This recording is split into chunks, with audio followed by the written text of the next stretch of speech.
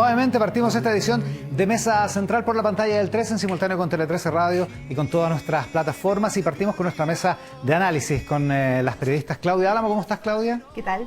Y Angélica Bulnes. ¿Cómo estás, Angélica? Buenos días, muy bien, muchas Bienvenida gracias. a las dos de vuelta a Mesa Central. ¿De qué vamos a hablar hoy, Claudia Álamo? Bien, en una semana que quedó marcada por el estado de excepción, estado de emergencia del gobierno, esto abre aquí realmente un eco que es valorado por la ciudadanía, pero esto abre una dura contratapa para el gobierno. Vamos a hablar de las encrucijadas que está atravesando el gobierno de Gabriel Boric en torno de esa izquierda más tradicional, que está mirando con preocupación algunos de los pasos políticos que está dando, en este caso, por ejemplo, la ausencia de una gestión política, pero hay un poquito más. De eso la vamos semana a política del profundizar. gobierno y el interior de su coalición, digamos. Al interior de su coalición, que sería en este caso ese mundo de la izquierda más tradicional. Ya, está bueno. Angélica Bulnes, ¿de qué vamos a hablar? Bueno, yo me fui para el otro lado y fui a preguntarme qué está haciendo la derecha, además de tomar palco y confirmar que otra cosa es con guitarra. Esta semana tuvimos hartas señales de que no está ni muerta ni anda de parranda, sino que está trabajando bastante. Y probablemente tendrá que tomar decisiones en estos Así días. es. Pero partamos por el protagonista de la política, que es el gobierno, Claudia Álamo, y que esta semana, como tú decías, tuvo esta situación en que el lunes se vio obligado finalmente a decretar un estado de emergencia que había rechazado, que no quería, en fin, al que le hizo el quite, digamos. Bueno, esa es la contratapa, esa es la contratapa más dura del gobierno, porque efectivamente, lo habíamos dicho acá en Mesa Central, el gobierno había optado por un camino que eran los estados intermedios. Eso tuvo que dejarlo caer y ya desde el fin de semana pasado entendió que había ruido de sables en sus filas internas, y tuvo que derechamente tomar la opción del estado de emergencia. Un poco en el entendido de que la situación de la macrozona sur se estaba haciendo bastante inmanejable. Y ahí operó el pragmatismo político del presidente Gabriel Boric. Sin embargo, esto, y es visto así también desde La Moneda, es un duro revés para el propio gobierno. Y lo es en el sentido de que su militancia dura, su militancia activa, entiende que aquí hay un poco de inconsistencia política respecto Es a un lo que retroceso con respecto a lo que ya habían dicho. y a pesar de que el presidente Boric dijo que esto no era una derrota ideológica, sabe que al interior de su coalición es visto directamente como una derrota. No, hoy día Manuel Monsalve, el subsecretario del Interior, en La Tercera, entrevistado por Isabel Caro y Gloria Faúndez, se defiende, pero como gato de espalda, respecto de eso. O sea, da como 3 o 4 argumentos de por qué esto no es una derrota ideológica, de por qué no es una situación difícil para el gobierno, Claro, pero bueno. pero también vimos la entrevista de Jorge Charpa ayer en el Mercurio, que muestra también, ¿no es cierto?, una postura muy crítica respecto, que dice, bueno, si las cosas no se hacen distintas, no van a poder tener tampoco un resultado distinto.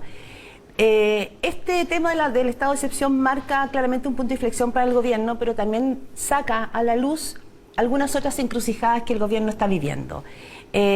Uno tiene que ver con una mirada que hay desde la izquierda más formal o más tradicional del gobierno, y que tiene que ver con que ellos perciben que hay una falta de gestión política. ¿Ya? Ya. Que hay un problema de gestión política para poder ir encauzando este gobierno que llegó con la promesa de ser el gobierno más transformador de la historia. Espérate, definamos la izquierda más tradicional. ¿Es el PS socialismo democrático? Segura sectores del socialismo democrático. ¿Ya? Y del Partido Comunista. Ah, el Partido Comunista también. También. Ya. De un sector del Partido Comunista, que están mirando con preocupación, con mucha preocupación, la falta de una gestión política. ¿Y a qué se llama la gestión de...? Eso te iba a decir, ¿qué entienden ellos por gestión política? Eso tiene varias variables. Uno, la constatación al interior de la coalición, de las dos coaliciones que sustentan al gobierno, de que la debilidad en el Ministerio del Interior persiste. ¿Ya? Esta semana supimos que llegó Analía Uriarte, una figura importante para reforzar a Isquia Siches. Que debuta mañana, ¿no? Sí, Mañana, se supone que mañana empieza oficialmente a llegar Pero a esta es una relación que esto se venía fraguando Esto hace ya un venía de rato. antes, claro. Esto se venía fraguando. Esto no fue por Headhunter, digamos. No. Y también fue visado por el propio presidente Boric.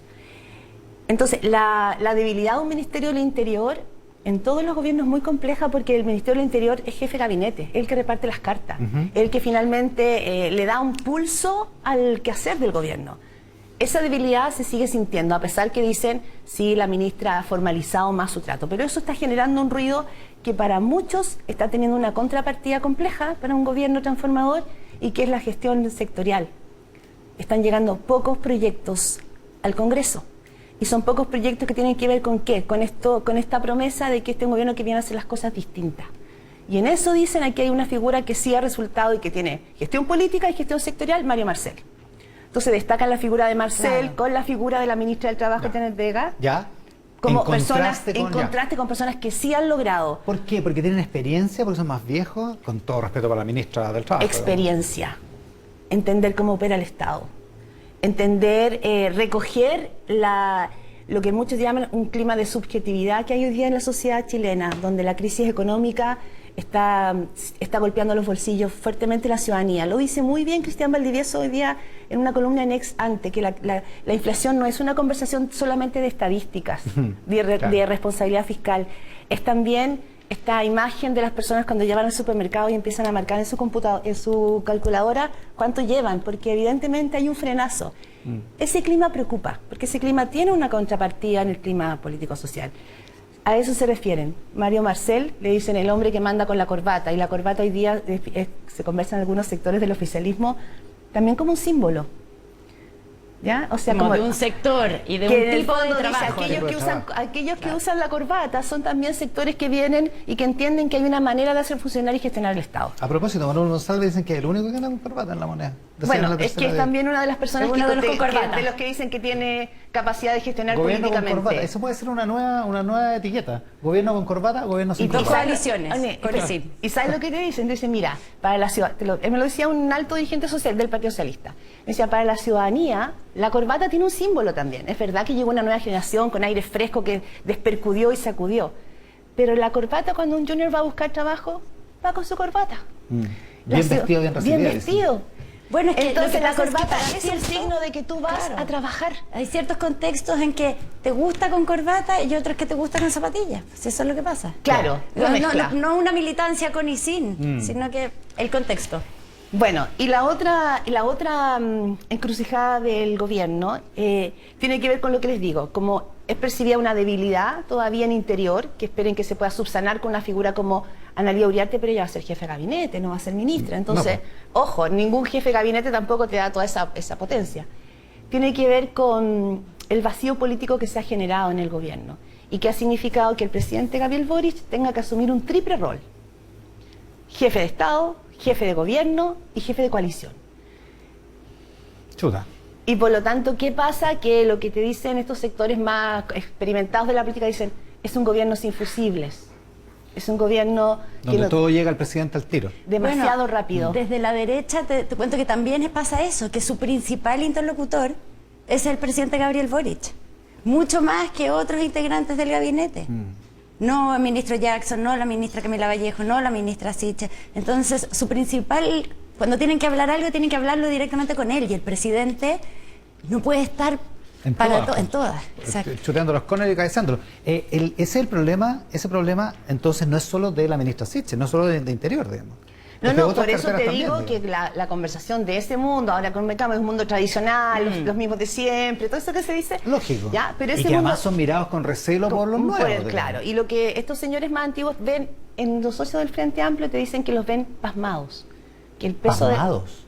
que el peso de la realidad, de ejercer la función del gobierno, de ejercer gestión del Estado a nivel nacional, porque aquí esta es una máquina que se aceita, el Estado se claro. gestiona, y que como que no saben. Eso es lo que te dicen los más viejos respecto de los más jóvenes. Ahora, si uno mira la acción política, más allá de la vuelta de carnero, digamos, más allá del quinto retiro, más allá del estado de emergencia, en la práctica el gobierno, o sea, como que no ha presentado proyectos, como que no, o sea, ha dicho que tiene afanes transformadores, ha lanzado unos diálogos ciudadanos en tributario y en previsiones. Economía y en Merced. pensiones, Economía Merced. Exacto. y poco más que eso, ¿no? Es lo que estoy diciendo respecto a la gestión política. ¿A qué se Ya. refieren?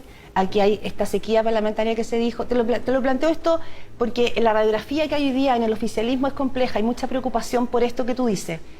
Hay una promesa reformadora, pero los proyectos que están llegando al Congreso no van en esa línea. No ha habido una preparación de proyectos que sostengan y sustenten esta promesa o esta esperanza. Ahora, y en la derecha creen que eso no es pura dificultad para presentar los proyectos, creen que hay algo deliberado.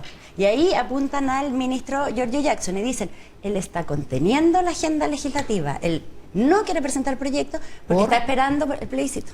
Por el plebiscito. Sí. Ah, bueno, pero Ahora, en esa el gobierno sin corbata tiene un punto ahí, digamos. O sea, hay cosas que efectivamente no pueden pasar hasta que se resuelva el plebiscito, ¿no? A ver, Estoy argumentando a favor del gobierno sin corbata, que está Sí, un poco, sí. está un poco- No, a propósito del gobierno sin corbata, sectores del socialismo te dicen, mira, el punto es cierto. Aquí llegó una nueva generación, era necesario abrir la ventana, era verdad que nosotros ya estábamos en el sarcófago, todo eso. Ya tuvimos nuestra oportunidad de Ya gobernar, tuvimos- como dijo el alcalde Jorge Charpa ayer. Exactamente, Es pura la pero frase. aquí todo eso es cierto, pero el tema es que te dicen, aquí no hay dos coaliciones, el problema es que acá hay dos miradas de cómo se gobierna. Uno, los más viejos que dicen, aquí se gobierna tragándose todos los sapos, así, perdón el vocabulario, pero O sea, así lo dicen. poniendo estado de emergencia cuando no quería. Y asumiendo por responsabilidad las cosas que hay que hacer. Eso es gobernar. De repente ser impopular, caer mal, que seas visto por los tuyos como que te traicionaste, incluso a ti mismo. Y otro sector que dice, no, nosotros tenemos que gobernar distinto, que serían los más jóvenes, Claro. y tenemos que demostrar que se puede de otra manera, pero ahí es donde se sienten que todavía no está el manejo fino. Ya, pero el problema es que no están haciendo ni lo uno ni lo otro para algunos. Por eso te digo que hay sectores que hablan y ocupan esa palabra. El vacío. No, del vacío, del y vacío del de- vacío, de de estar estar inactivo, pasmado. y estar pasmado. Pero ciertos sectores, no el gobierno en general, porque el presidente finalmente ha ocupado este rol que yo les digo que es un rol que tiene un valor en el gobierno, pero que en su círculo cercano están preocupados. Porque cuando tú no tienes fusible, el presidente queda, como dices tú, muy en primera expuesto. línea, muy expuesto a cualquier tormenta. Es interesante porque es lo que se pudo ver cuando... ¿Viste cuando el presidente salió a hablar de nuevo y dio como 8 entrevistas? En la semana, hace como 3 2 semanas. Como ¿no? 2-3 semanas. Hace como- exacto. Sí, como un festival de Cuando entrevistas. estuvo en regiones, estuvo acá en cooperativa, exacto. en la Y tercera. estuvo en regiones y dio entrevistas a radios regionales, a radios de provincia, muchas, o sea, y todas tienen propagación nacional, digamos. Y el presidente quedó como en la situación de estar tratando de instalar la agenda, pero quedó demasiado expuesto, po. Porque en tantas entrevistas y en tanto hablar, evidentemente se pueden cometer errores, digamos. Entonces, Claro. ese es uno de los riesgos, ¿no? Claro, ese es uno de los riesgos, como por eso se dice un gobierno es infusible. Normalmente, y seguramente ustedes en la casa lo han visto, los gobiernos anteriormente siempre tenían un círculo de hierro, ¿no? Claro. ¿Te acuerdas? Cada gobierno tuvo alguna manera de decir que finalmente quiera el cinturón de seguridad del presidente, su colchón de protección. Y el presidente en ese sentido, a favor cuenta que es un gran activo para el gobierno, pero el problema es que queda muy expuesto. Y para cerrar simplemente acá, todo esto por supuesto tiene siempre un contexto. Estas son las encrucijadas del presidente, ¿no? Pero el contexto visto desde esa izquierda más tradicional, la preocupación está en que tienen temor a que haya una subjetividad en el aire, que tiene que ver con la crisis económica, con el reporte que está llegando de alcaldes, por ejemplo, el Partido Comunista, alcalde de Los Espejos, Santiago, de que la ciudadanía está diciendo, ¿sabéis qué? Todo bien con los cambios en Chile, pero arréglame el problema en mi barrio. Todo bien con las promesas que tú me haces, pero yo quiero poder comprar Solucióname la inflación. Solucióname la inflación. Entonces, ¿qué es lo que te dicen? Sectores del Partido Comunista, y este tema se habló en el pleno del PC hace unos días, el temor y el riesgo de que las urgencias del día a día puedan terminar comiéndote tu agenda transformadora. O sea, que las reformas dejen de ser una gran esperanza de la ciudadanía porque quieren que les resuelvan su cotidiano. Y eso claramente puede tener un riesgo, y que yo creo que es lo que desliza Jorge Charp en su entrevista del Mercurio, que va a ser bien gravitante. Oye, Claudia, y eso se va a agudizar esta semana que viene porque es distrital. Y las semanas distritales son para los parlamentarios un súper buen termómetro de cómo está la De calle. ciudadanía. Pues ellos llegan Claro. contando y se van a topar con lo mismo que tú dices que están diciendo los alcaldes. Que la gente está preocupada por la inflación, por los precios, por la delincuencia, por los problemas cotidianos del día a Ahora, día. ¿es tan distinto a lo que uno podía ver en diciembre cuando fue la segunda vuelta? O sea, uno podía prever que iba a haber un problema con la inflación. Lo que no podía prever es que iba a haber guerra en Ucrania. Eso, en diciembre probablemente no. Pero sí que iba a haber un problema de inflación, sí que iba a haber un problema económico. Tú estabas tocando una tecla muy importante, Iván, por lo menos en lo que te dicen entre pasillos. Y no todos, pero hay un sector que dice que el problema es que aquí habrían llegado con un mal diagnóstico. Porque efectivamente se veía venir un cuadro inflacionario, efectivamente se veía venir una situación de violencia o de orden público. De hecho, fue un tema muy central en la campaña presidencial. Cuando Lo conversamos en los debates. ¿Te acuerdas? ¿Qué iban a hacer el viernes 18 de marzo? Bueno, por eso digo, lo que se dice, y digo no se dice entre pasillos, no, con figuras importantes conversamos para poder hacer de este análisis un análisis cierto. Es que hubo mal diagnóstico en algunos sectores. ¿Y por qué? Porque se pensaba que con la pura buena onda las cosas iban a funcionar mejor. Que con la Eso es pura, lo que dicen, ¿eh? que con la pura buena, te dicen los más viejos. Sí, no que está diciendo la Claudia. No, los más viejos de esos partidos. Que bastaba con dialogar. que bastaba con dialogar y Claro, que se o expresa írate de esa muy manera. cuicuy. y que no era un problema, lo voy a decir así, como que no era un problema de, este no era un problema de Piñera, que cuando hay comunidades radicalizadas que no quieren hablar, no era con Piñera, era con el Estado de Chile. Claro. Por eso hablo de la gestión política. Mm. Muchos de los problemas que están presentes en la ciudadanía no tienen que ver con un personaje o con un presidente temporalmente o de turno, tienen que ver con la tensión que hay con el Estado de Chile. Y por lo tanto, cuando tú no hiciste la evaluación respecto de lo que estaba pasando poniendo pie, una cosa es hablar de orden público y de delincuencia, y otra es encontrarte con unos tipos disparando en el barrio Meix que matan a una periodista de 29 años en el Bandejón Central. Es muy distinto hablar desde la estadística o desde los conceptos a cuando tú empiezas a ver que puedes tener las carreteras bloqueadas. Ahí el tema del Ahí se pone diagnóstico. complicar la cosa. Todas las crónicas políticas de esta mañana, de la prensa de esta mañana, dicen que el comité político del lunes, viste que no fue en la mañana, que fue en la tarde, Sí, sí. que les avisaron por mail como a las 9 de la mañana, que fue uno de los más duros de todo el gobierno, digamos, desde que empezó el gobierno. Lo que uno podría prever después de ese reporteo tuyo, Claudia, es que el siguiente comité político va a ser igual de duro, digamos, independientemente de que no haya una cosa como el estado de emergencia de por medio. Esta discusión va a terminar radicándose en el comité político, ¿no? Probablemente En el comité político ampliado, me refiero. sí, probablemente una de las primeras encrucijadas, que es la encrucijada generacional. ¿Cómo vas a demostrar tú que lo vas a hacer distinto? Y lo planteo así. Estado de excepción, ok. Llegué diciendo que no lo iba a poner en práctica y tuve que terminar declarándolo igual. ¿De qué manera el gobierno hoy día muestra que lo va a hacer distinto? Bueno, se presentó la semana pasada un plan que se llama el Plan Buen Vivir, creo, ¿no? Sí. Que tiene que son la Claro, constatación. que venía junto con el... O sea, fue antes de anunciar Ya, el pero estado el de plan excepción, Buen se Vivir, presenta el plan. Claro, pero el plan Buen Vivir no ha tenido la espectacularidad que se quería. ¿Para qué? Para decir, avanzamos con esto, pero estamos avanzando con el diálogo, con la contención, con la relación. ¿Y cuál es lo que se ha detectado en el gobierno? Que el gran problema que tiene hoy día el gobierno para mostrar su agenda reformadora es que no tiene una persona que pueda hacer el link con la macrozona sur, que pueda llevar adelante una agenda más amable, distinta, como lo tuvo Piñera con Alfredo Moreno. Cuando tú no encarnas en una persona una nueva manera de hacer política, es muy difícil que se genere esa recepción. Ya. Entonces se está mostrando solo la mano dura del gobierno, pero no han logrado mostrar que ellos lo van a hacer distinto desde otro lado ¿Quién también. es el parlamentador?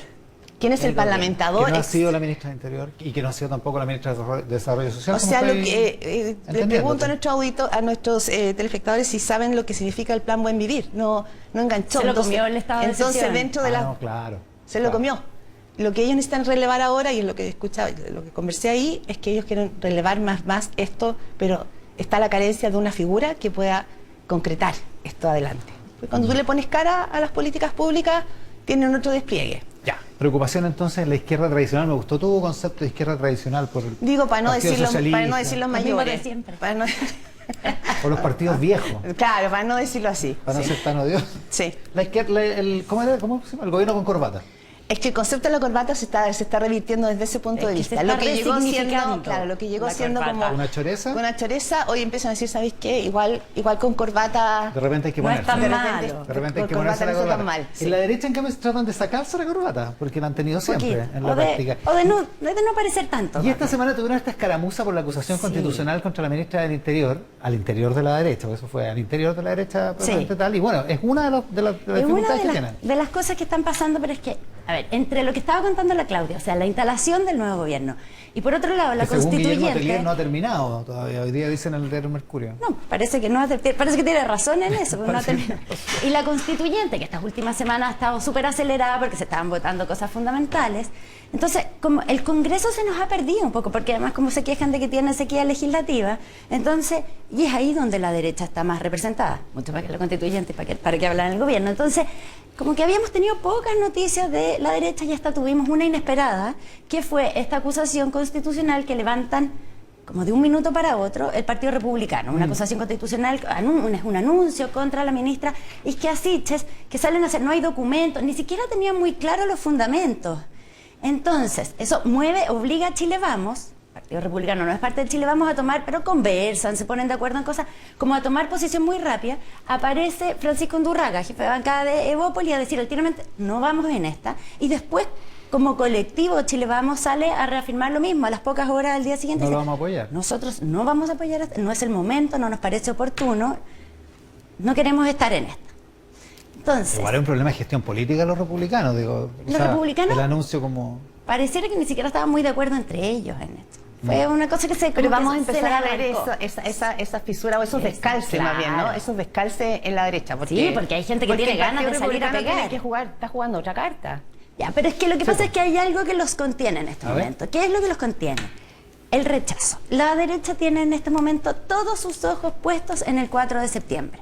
Dice, el 4 de septiembre es lo que importa, y ni en sus mejores sueños ellos imaginaron en el verano que el rechazo iba a crecer tanto en las encuestas. O sea, no estaba en sus libros, no lo tenían contemplado, y eso les devolvió un poco el alma al cuerpo, porque por más que los partidos de Chile Vamos todavía no han fijado posición, ellos ya tienen claro que van por el rechazo. O sea, Van por no, el rechazo, claro.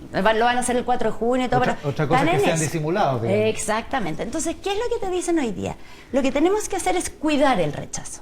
Y uno dice, bueno, ¿pero qué es cuidar el rechazo? ¿Qué significa? ¿Qué significa cuidar ¿Qué el significa rechazo? cuidar? Bueno, significa, por ejemplo, desmarcarse de una acusación constitucional salida a la rápida desde el Partido Republicano, porque la lógica de ellos dice, nosotros el 44% que votó por Kast lo tenemos para el rechazo del día 4 de septiembre, obviamente. Teóricamente sí, tiene sentido. No tenemos duda de que esos van a votar O rechazo. sea, alguien que votó por Kast debería votar por rechazo. Exactamente. Yo creo que igual es una sacada de cuenta arriesgada. Es arriesgado.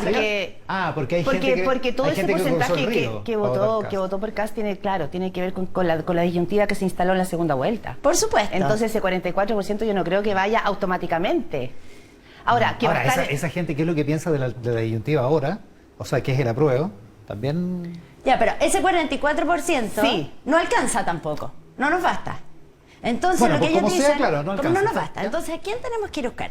Tenemos que ir a buscar a esa gente que votó apruebo y que el día de la segunda vuelta o no fue a votar o votó por Gabriel Boric porque le gustaba todavía menos José Antonio Kast, sin fascinarle Gabriel Boric. Ya. Tenemos que ir a una centroizquierda, a los amarillos. A esos tenemos que ir a buscar. Mira Pero que eso- se embarquen en el programa de hoy. Sí, no, sí, muy apropiado. Y los amarillos tenemos que evitar que se nos pongan blancos. Entonces, lo que dicen es, tenemos que darles garantías Me democráticas. gusta el análisis político de hoy, pero está lleno de poesía. Sí, ¿viste? A veces sí, estamos Claro, que los totalmente... amarillos no se pongan blancos. claro. O sea, que vayan por el voto en blanco, digamos. Claro, exactamente, que voten Que no blanco. se suma a nada, por si acá, porque hay algunas... Se queda- Los más viejos, hay algunos que creemos que creen que se suma a la suman mayoría, los blancos a la no. mayoría, no es verdad. Ah, no. No se suman a nada. Queremos ir a ese sector de centro izquierda que está descontento con lo que está resultando del borrador, pero tenemos que darles garantías democráticas de que entendemos que en el plebiscito de entrada el 80% de la población dijo no queremos más la constitución actual. Pero hay una propuesta en curso como para... Sí, le mandaron el viernes ¿Ya? al presidente Boric una propuesta de plan B. Nosotros, presidente, lo invitamos a generar una propuesta de plan B en caso de que gane el rechazo. ¿Pero una tenemos propuesta concreta o una una propuesta? invitación? ¿Ya? Hay varias propuestas que se barajan. Se baraja llamar a un comité de expertos, que lo haga el Congreso, llamar a otro plebiscito para hacer otra asamblea constituyente, pero todo lo que les está gustando más a la derecha es plebiscitar eso. O Ya. sea, si gana el rechazo, llamar a un plebiscito y preguntarle a la gente, ¿cómo quieren ustedes que lo hagamos? Porque este proceso no se acaba. Por eso, por ejemplo, el presidente de la UDI, Javier Macaya, la UDI es la que tiene que dar más estas credenciales aquí porque es el partido que más ha defendido la Más Constitución refractario, por actual. decirlo amablemente. Exacto. Entonces, hace un tiempo Javier Macaya dijo, la Constitución del 80 está muerta. Y hoy día viene en una entrevista en La Tercera con la María José Ochea, que lo hizo hablar hasta por los codos, y en que dice, tenemos que dar Tampoco muestras de que cueste confianza. tanto. Claro, bueno, sí. Ya, bueno. En Ya, fin. pero entonces lo que dice es, tenemos que... O sea, aquí Javier Macaya en esta entrevista en La Tercera dice, yo entiendo que no nos crean. Y entonces tenemos que demostrarles que nos tienen que creer. ¿Y cómo hace una hacemos que oferta. nos crean? Bueno, hablando con el presidente de que generemos un plan B, un acuerdo político para hacer un plan B en caso de que el rechazo gane. Entonces, y con eso, dicen, nosotros estamos hablándole a esos sectores de que el rechazo no es el fin del mundo ni es volver a la Constitución actual. Entonces, eso es un punto que está manejando la derecha y en eso están bastante de acuerdo, están bien ordenados. ¿Eh? Yo creo porque hace una oferta Macaya en la entrevista de La Tercera de hoy, donde él dice, si el problema son los quórum de 2/3 que hay para reformar algunos aspectos de la Constitución actual, rebajemos ese quórum al tiro. Mañana. Mañana, Hagámoslo a 4/6. mañana, no esperemos.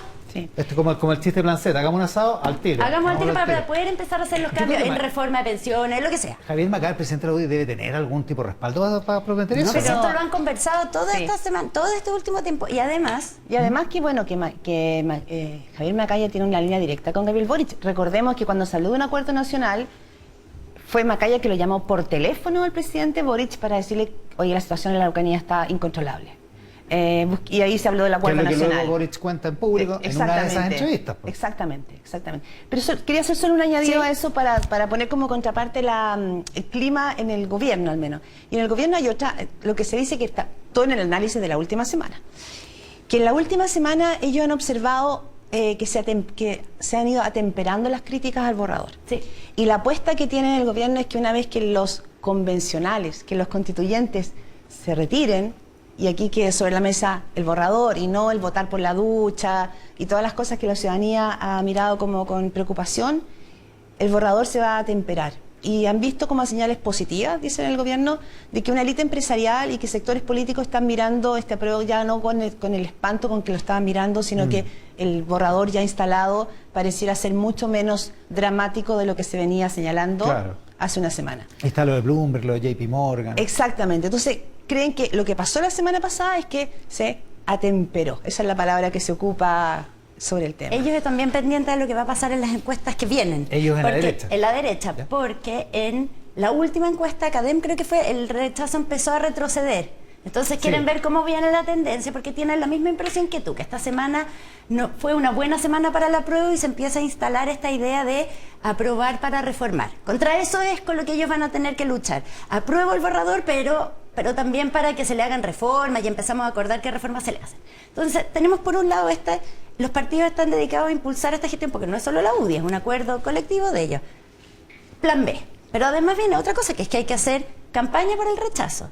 Y ahí ellos tienen muy claro que ellos tienen que, las figuras tradicionales de la política tienen que desaparecer de esa campaña. Por eso estaban tan enojados interna y externamente con Felipe Kast, que salió como a decir que él ya tenía definido que iba por el rechazo, porque hay una tentación en varias figuras de como acaparar las cifras que está teniendo en las encuestas del rechazo. O sea que a lo mejor fueron los de derecha los que le mandaron el video de Nicolás Maduro a Felipe Cast. Puede ser, es Por posible, boicotearlo. claro. Pero en el fondo dicen, nosotros acá, las figuras tradicionales, los presidentes de partido, los parlamentarios, todos atrás, desaparezcan. Esta no es nuestra campaña, esta campaña tiene que ser de la sociedad civil. Entonces, de la sociedad civil, de todos esos grupos que están mirando con preocupación lo que se ha aprobado en el borrador. Por ejemplo, ¿qué ejemplo le pongo? Carlos Sirie, el dueño de la ex fuente alemana, Sí. la antigua fuente se llama ahora. Bueno, ese es un caso. Los comerciantes, los pequeños comerciantes que se han visto afectados por los problemas en la Plaza Italia. Los colegios particulares subvencionados que están bien preocupados con lo que puede pasar con ellos si se aprueba ¿para qué hablar de los grupos cristianos, los evangélicos? El mismo, ustedes han visto que el rector de la Universidad Católica salió a decir que él no podía aprobar el borrador así como estaba por el tema del aborto. Entonces, los partidos de derecha están dispuestos a ceder, Chile Vamos, a cederle su tiempo en la franja electoral a estos grupos. Pero estos grupos no van a aparecer así como así, hay que ayudar, hay que encontrarlo. Y hay que ponerle... Sí, pues. Y hay que encontrarlo, y hay que darles Hay que darle las argumentos. herramientas, y las herramientas exacto. para hacerlo, si no, Entonces, no es fácil en hacerlo. lo que están es precisamente buscando a esos voceros, quienes podrían ser a esos grupos, el rodeo, todos los que sufren Claro, cuando todo lo ven que está amenazado, todo claro, lo que la pareciera propuesta ser de amenazado. preámbulo que dice que el 18 de septiembre en realidad fue solo un momento de opresión, por ejemplo, toda esa fecha. A toda esa gente y los centros de estudio, libertad y desarrollo, están todos trabajando orientados a eso, a identificar voceros, identificar grupos y darles argumentos, o sea, líneas argumentales para que ellos puedan salir y ser los voceros del rechazo y no el senador tal, Sí. el expresidente. De hecho, se reían algunos y me decían, mira, a nosotros más nos ayudaría que ciertas figuras de la derecha salieran a decir que votan apruebo. Le ayudaría el rechazo. Claro, pero de todos modos hay que ver cómo hay que ver cómo esto va decantando, porque también es cierto cuando Macaya dice la Constitución del 80 ya no dejó de existir. El dato duro es que hay un 80% de personas que dijo que era una nueva Constitución. Claro. ¿Qué hace el mundo político para hacer carne, recoger esa postura de la ciudadanía? O sea, más allá de cómo se van a implementar las campañas, acá hay una ciudadanía que dijo, mira, quiero un cambio. Entonces, ¿cómo se va a fraguar ese cambio? Porque lo que es claro es que ¿dónde vamos a quedar si gana el rechazo, ¿qué pasa entonces con la Constitución vigente? ¿Viste? Ahí hay una encrucijada también muy compleja de resolver. Yo creo que son los tiempos ahí de la encrucijada. En el cuerpo D del Mercurio viene bien descrito las distintas alternativas. Y lo hizo la Andrea Vial también en el Rat Pack domingo. De nuevo estoy haciendo placement, pero es que porque es verdad. Hace como 2 semanas explicando las distintas alternativas que hay. En términos de plan B. En términos de plan B, porque eso es lo que ellos dicen. Sí. Tenemos que dar pruebas de que no es que decimos vamos a reformar esta Constitución, no, que vamos a ir por una nueva, que vamos a seguir en la senda de ir por una nueva. Y lo último es que mientras tanto, precisamente en relación a lo que hablaba la Claudia, como ellos ven que el gobierno está poco entusiasmado con impulsar las reformas legislativas hasta que no venga el plebiscito, o sea que tienen como parado la agenda de reforma en el Congreso, lo que ellos van a empezar a hacer, lo dice hoy día, por ejemplo, Francisco Chaguán en una entrevista que viene en el Cuerpo del Mercurio, van a empezar a impulsar esas reformas, o sea, van a empezar a tratar de empezar a mover la máquina legislativa para mostrar que se pueden hacer reformas, que no hay que esperar el plebiscito, la nueva Constitución para poder empezar a hacer cambios importantes. Está bueno. Ya, ese es el panorama a la derecha y en la centroizquierda o en la izquierda, en rigor en la coalición de gobierno. Me dicen una alta fuente de la UDI que Macaya habla con 100% de respaldo del partido, salvo algunas voces marginales. Bueno, claro. No sé, cuando están en el respaldo a Macaya probablemente encuentren que son marginales los que dicen. Totalmente. Pero está muy bien. Ya, eso. Quería último. solo dejar como pinceleado lo siguiente. A propósito del gobierno con corbata, en el gobierno hay claridad respecto de que, por ejemplo, triunfos como lo que fue el sueldo mínimo se le sacó poco brillo, ¿ya? Ese fue un triunfo, lo valoran como un triunfo muy importante de Mario Marcel con la CUT. Se le sacó poco partido. Y por lo tanto está la propuesta de que esta semana se pueda sacarle un poquito de brillo a esa gamuza y hacer alguna ceremonia, algo más importante, porque la verdad es que un acuerdo con la CUT y la manera en cómo salió fue bastante histórico. Sí, pues. Y ahí, además se paga a fin de mes, así que... Exacto. Lo otro tiene que ver con la crisis económica. No es una decisión tomada, pero en sectores del Partido Comunista que están muy preocupados por la situación, por cómo llega a los territorios, eso es, el retorno que está llegando de sus alcaldesas, de la gente, es que el PC está muy preocupado y cree que se requiere un paquete de medidas económicas extraordinarias. Y están pensando, no está decidido, porque además sabemos que el Partido Comunista tiene ya distintas voces dando vuelta, que el gobierno, que se lo quieren hacer al gobierno, ¿ya? Y tampoco para anular a Marcel, porque tiene una muy buena evaluación de cómo ha funcionado la corbata, digamos. Sería un paquete de medidas extraordinarios que ayudara a aterrizar un poco, hacerse cargo de esta crisis inflacionaria cuando llegó al bolsillo y que pudiera tener un acuerdo nacional que incluyera también a los empresarios. Se lo vamos a preguntar al ministro Nicolás Grau. Me pregunto, ¿él será del gobierno con corbata o del gobierno sin corbata? Hoy día anda sin corbata, lo acabo de ver entrar al Eso te estaba preguntando, ¿cómo iba a llegar? No, viene sin corbata porque además... A lo mejor está pidiendo una corbata afuera. Sí. Podríamos tener colgado unas perchas con corbata... Para que elijan. Para que elijan. Gobierno con corbata y sin corbata. Claudia Álamo, Angélica Bulnes en nuestra mesa de análisis y periodístico de las mañanas de domingo acá en Mesa Central. Que tengan un estupendo resto de domingo. Muchas gracias. Muchas gracias. Muchas gracias. Y ustedes también. Nos vamos antes de ir a la pausa. El ministro de Economía, Nicolás Grau, está esta mañana acá en el estudio de Mesa Central. Ministro, muchas gracias por la gentileza de estar acá. Hola Iván, muchas gracias a ustedes por la invitación. Oiga, Claudia Álamo, que estaba justo en esta mesa en el bloque anterior, estuvo reporteando al gobierno, las coaliciones que lo apoyan, decía que había una sensación de que se le había sacado poco brillo al tema del salario mínimo, que venía algún tipo de actividad para relevar esto, que en la práctica empieza a pagarse a fines de este mes. Bueno, mire, ese es un tema más comunicacional, pero lo que sí yo puedo decir con mucha certeza es que yo creo que es un importante avance para el país, no solo para el gobierno, la ley que acabamos de aprobar, por distintas razones. Primero, por la forma en la que se construyó ese proyecto y se aprobó, y también por el contenido mismo. Déjeme partir por la forma. Este es un proyecto que surge de un acuerdo de la ministra del Trabajo y el ministro de Hacienda con la Central Unitaria de Trabajadores respecto al salario mínimo mismo, y por otro lado, en mi caso, es un acuerdo desde el Ministerio de Economía con las principales organizaciones de las empresas de menor tamaño. Un acuerdo en este caso inédito, es decir, nunca había habido un aumento del salario mínimo en el que estuvieran involucradas las empresas de menor tamaño, además de todas las otras cosas que acordamos en ese texto respecto a una agenda futura. Y después respecto al contenido. El contenido, este es el aumento del salario mínimo en términos reales, es decir, por sobre la inflación, más grande desde 25 años, no, desde el 98 es digamos, el precedente que existe, y el 90, esas son las dos cifras comparables, la del 98 y el 90. O sea, entrando a la democracia y después en el medio de la crisis. Claro. Por otro lado, con un apoyo importante a las familias para que puedan cubrir el alza de la inflación, ¿no es cierto? Y por último, en lo que a mí me compete, con un subsidio inédito a las empresas de menor tamaño para que justamente puedan pagar el salario mínimo. Ya, todo eso que suena lo que relevante, hace ese entonces... subsidio, sí, un detalle, lo que hace ese subsidio es que en el fondo le dice a las empresas, mire, usted cubre hasta la inflación, la parte del aumento del salario mínimo que tiene que ver con la inflación, y el Estado cubre la parte real. La diferencia. Sí. Todo lo cual hace más o menos razonable esta crítica que surge desde el interior del gobierno o desde el interior de la coalición, en términos de que se le sacó poco brillo.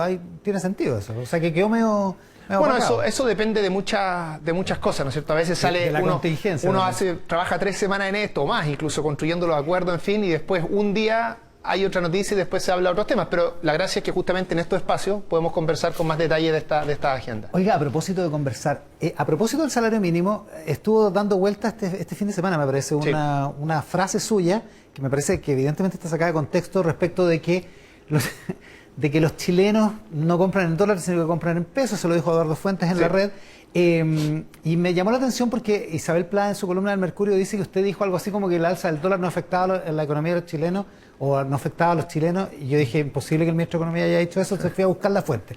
¿Qué pasó realmente? Muchas gracias en su argumentación? Agradezco el beneficio de la duda en eso. Mire, efectivamente yo no dije lo que... En Tele 13 Radio, ministro, así que... efectivamente no es lo que yo señalé que se afirma en esa columna. El tema es el siguiente. A mí en una entrevista en la red se me pregunta, se me hace la siguiente pregunta. Se dice, mire, si usted toma el salario mínimo actual y el de hace unos 5 o 6 años y los pone en dólares de ese momento, esa fecha, claro, son parecidos. Entonces lo que yo dije es que no era una comparación adecuada. Claro, pero el tipo de cambio puede ser, digamos, es perfectamente posible. No, el cálculo está bien. Claro. Lo que pasa es que no está bien evaluar el salario mínimo en esos términos. ¿Por qué?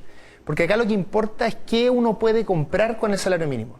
Eso en términos económicos significa que lo que importa es el salario mínimo real, o sea, el aumento real. Es decir, le doy un ejemplo. Nosotros estamos aumentando a agosto del 2022 14% en términos nominales, el salario mínimo. Eso es pasar de 350 a 400.000. ¿Ya?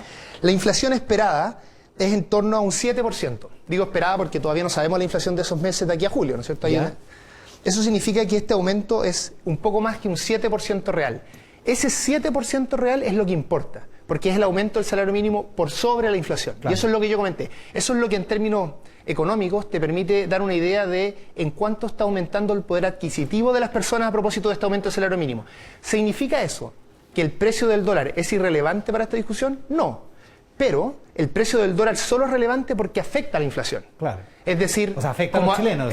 Afecta a la inflación porque, por ejemplo, nosotros importamos algunos bienes. Cuando sube el precio del dólar, la importación de esos bienes es más cara y eso termina afectando a la inflación. Pero el precio del dólar per se no es relevante, solo importa a través de la inflación. Solo importa a través de la inflación, y por eso es que cuando uno compara alza de salarios mínimos, lo que tiene que hacer es discutir cuál es el alza del salario mínimo real. Y es esa alza del salario mínimo real la que es la más grande de los últimos 25 años. Ahora, a propósito de la inflación, Claudio Álamo también decía que en el Partido Comunista había la idea de pedirle al gobierno un paquete especial de medidas de ayuda por el tema de la inflación. ¿Usted sabe de eso? ¿Hay alguna posibilidad de que esto vaya flotando, adquiriendo cuerpo al interior del gobierno? Desconozco ese tema en particular. A nuestro juicio, el gobierno ha hecho una serie de iniciativas que están abordando el tema de la inflación. Por supuesto, el gobierno siempre tiene que ir evaluando los distintos escenarios, ¿no es cierto? Pero lo que hemos hecho hasta ahora a mí me parece que ha atacado el problema. Déjeme dar algunos ejemplos de esto.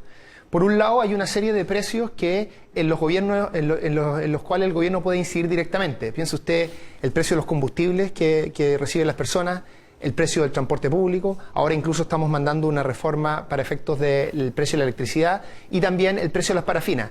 En todos estos casos, el gobierno está tomando un conjunto de medidas para que la presión inflacionaria que viene del extranjero no impacte a las familias. No, o sea, inmediatamente. Entonces, desde el punto de vista de las cosas en las que podemos afectar directamente, estamos trabajando. Segundo, uno de los elementos más importantes que debe manejar el gobierno para efectos de no aumentar la inflación es ser responsable en términos fiscales. Cuestión que, bajo el liderazgo del ministro Marcel, estamos empujando también como gobierno. Y tercero, estamos haciendo un conjunto de ayudas. O sea, primero el salario mínimo, bueno, que no es una ayuda, el salario que merecen las personas. Eso, que esté muy por sobre la inflación, va a ayudar a la familia. Segundo, las ayudas que este mismo proyecto incluye respecto a cómo cubrir esta alza inflacionaria con ayudas monetarias concretas por todos los meses para familias que reciben el subsidio único familiar, que están en Chile Solidario o la asignación familiar. Es decir, estamos haciendo un conjunto de cosas, también a través de Chile Apoya. ¿Es o no suficiente esto? ¿Tiene que ir o no cambiando a futuro? Son cosas que siempre un gobierno tiene que ir evaluando, pero lo que yo sí considero justo decir es que el gobierno está haciendo un esfuerzo importante para apoyar a las familias en esta situación económica que no es simple. Es complicado porque mucho apoyo termina también siendo un incentivo para la inflación, digamos, que es lo que se quiere atacar. Es que todo depende de cómo se hace ese apoyo, ¿cierto? Si hubiéramos, por ejemplo, hecho el retiro generalizado, como se proponía en algún momento, ese es un apoyo, pero que tenía tremendos efectos macroeconómicos. Cuando uno hace los apoyos como lo estamos haciendo en la actualidad, que son a grupos específicos, a sectores económicos que están rezagados como el turismo, que es lo que contempla Chile Apoya, o subiendo el salario mínimo, todo además en un contexto en que lo hacemos responsablemente en términos fiscales, es decir, no saliéndonos de nuestro marco presupuestario. Cuando las cosas se hacen así, es compatible ayudar a las familias que más lo requieren en conjunto con no generar desequilibrios macroeconómicos. Ministro, el gobierno nombró a una nueva presidenta del directorio en ENAP, también nombró el otro cargo de director que estaba vacante, y ahí había un conflicto entre el ministro de Energía y el directorio de ENAP, y desde la compañía ha surgido la especie de que el ministro de Energía intentó darle instrucciones al directorio de la compañía, cosa que en la práctica no está dentro de sus atribuciones, digamos. ¿Qué piensa usted de lo que ocurrió ahí? Esto a raíz del paro de subcontratistas, en fin, de la protesta de los subcontratistas que dicen que no son atendidos ni siquiera en la posibilidad de dialogar con el directorio de la ENAP. Mire, yo desconozco el detalle de este tipo de conversaciones. Por supuesto que he escuchado las declaraciones del ministro Huepe por la prensa, pero lo que yo sí considero importante resaltar acá es que el gobierno debe asegurar el suministro, en este caso de petróleo, una cuestión clave para efectos del funcionamiento de la economía. Y a mí me parece que... Por lo tanto, el bloqueo no es legítimo. A mí me parece que el desarrollo, las políticas que en general ha tomado el gobierno al respecto, y en particular el rol del ministro Huepe, justamente ha permitido que no se ponga en cuestión aquello, que creo que es lo más importante desde el punto de vista del gobierno. Otra cosa, por cierto, es que es importante producir esto a través del diálogo, y yo creo que el gobierno, no solo en ese ámbito, sino en otros ámbitos, ha contribuido a aquello. ¿Sabe por qué se lo pregunto? Porque si subyace esta idea de que el gobierno puede influir en las empresas públicas que por adecuaciones a la OECD, por nuestra propia legislación, son empresas independientes, autónomas, con gobiernos corporativos fuertes que permiten desligarse del poder político, bueno, ahí hay una presión, digamos, un conflicto, una tirantez. Me gustaría saber de qué lado está el gobierno y de qué lado está usted. O sea, entiendo el potencial problema, pero yo la verdad desconozco que ese problema haya ocurrido. Entonces, que se haya presentado. Que se haya presentado. Entonces prefiero no dar una opinión al respecto. Por cierto, nosotros, todo el gobierno y cada uno de las ministras y los ministros tiene que actuar de acuerdo a los marcos legales que nos competen. Yo tengo asociado una serie de servicios en los que tengo una relación con ellos, pero también tienen grados de autonomía relevantes. Por ejemplo, por dar alguno que tiene alto nivel de autonomía y que está muy bien que así sea, piense usted la Fiscalía Nacional Económica. Nosotros nos juntamos con ellos, conversamos, pero en última instancia ellos son los que deciden las políticas que siguen al respecto. Y así, como me sucede a mí, le sucede a los distintos ministros y ministras, y creo que es importante que así se mantenga. ¿La Dirección del Trabajo es uno de esos servicios? Bueno, yo desconozco la forma, el nivel específico de independencia que tiene la Dirección del Trabajo en su relación con el Ministerio del Trabajo, por lo tanto no le puedo dar una respuesta concreta al respecto porque, insisto, es muy distinta. O sea, hay niveles, hay instituciones que tienen alto nivel de autonomía y otras que tienen un nivel menor de autonomía. Se lo pregunto porque hay un dictamen de la Dirección del Trabajo que aparentemente lo que hace, si es que se interpreta correctamente, o como lo interpretan algunos más bien, es que termina o dificulta la posibilidad de grupos negociadores en la negociación colectiva, que es una discusión de larga data en términos de los que quieren fortalecer el sindicalismo. Y eso de alguna manera conversa con el borrador de la nueva Constitución, sí, que no reconoce en nada la existencia de grupos negociadores. ¿Qué piensa usted de los efectos que puede tener en la economía un dictamen como ese? Mire, en términos generales, yo diría que lo que mejor le hace a una economía es justamente promover el diálogo al interior de la empresa.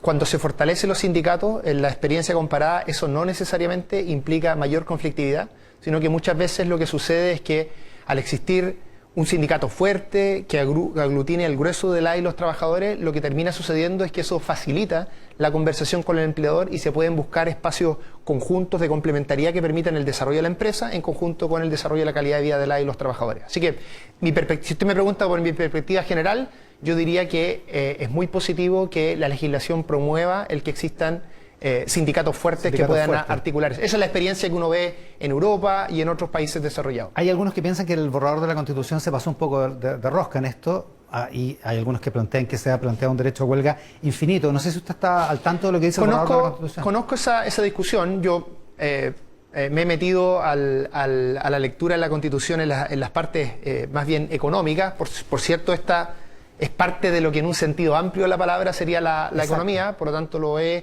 visto. Mira, creo que está muy relacionado con mi respuesta anterior. Yo diría que cuando se fortalecen las distintas partes, eso no necesariamente aumenta la conflictividad, y esto sí, yo lo estudié harto en mi vida más académica, en mi vida anterior. Lo sé. Así que yo no veo ningún problema al respecto. De hecho, muchas veces sucede que en los espacios o en los países donde hay un menor apoyo del punto de vista legal para los sindicatos es donde suele existir mayor conflictividad.